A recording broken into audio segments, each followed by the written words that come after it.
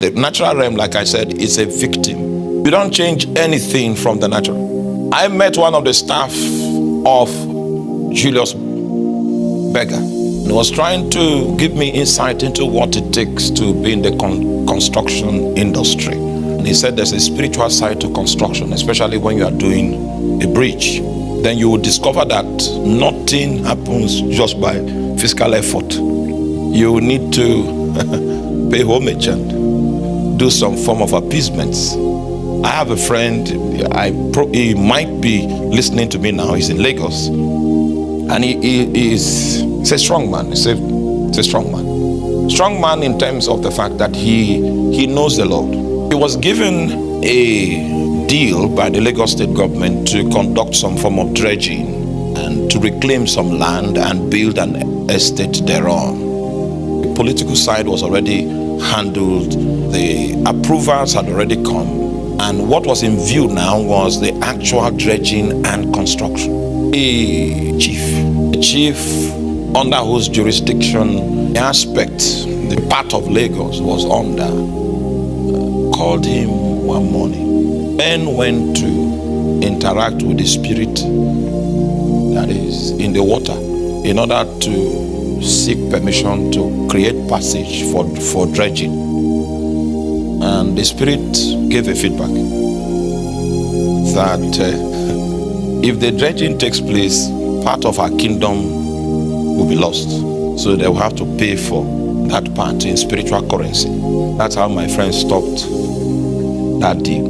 Because if there is any form of appeasement would take place, he doesn't want to be involved because he's a Christian. And because of his devotion to God in that way, God gave him another deal that doesn't require dredging.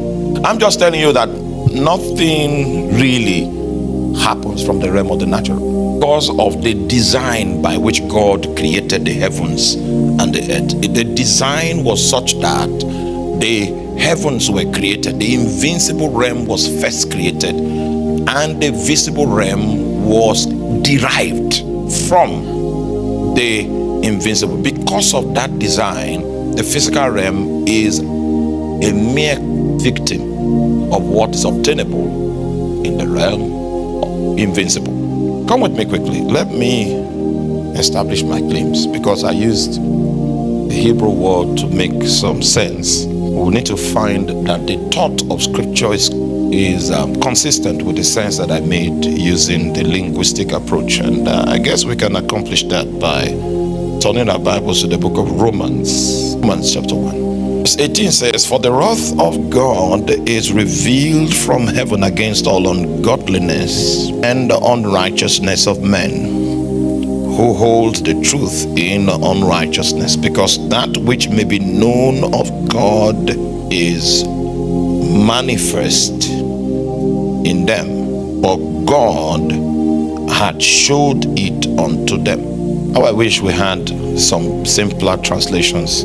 King James, that happens to be my best translation, makes it look so complex. Do you have an easier translation, something like easy to read version, or do you have that on the screen? All right, let's just make do with our King James for now. New Living Translation. "For God shows his anger from heaven against all sinful, wicked people who suppress the truth by their wickedness." Next verse, please. "They know the truth about God because he had made it obvious to them. For since the world was created, people have seen the earth and sky.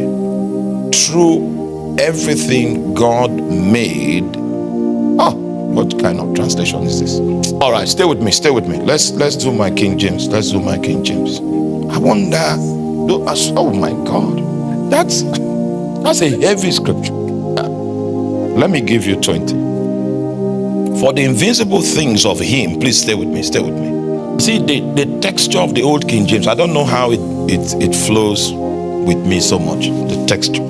"For the invincible things of him from the creation of the world are clearly seen, being understood by the things that are made."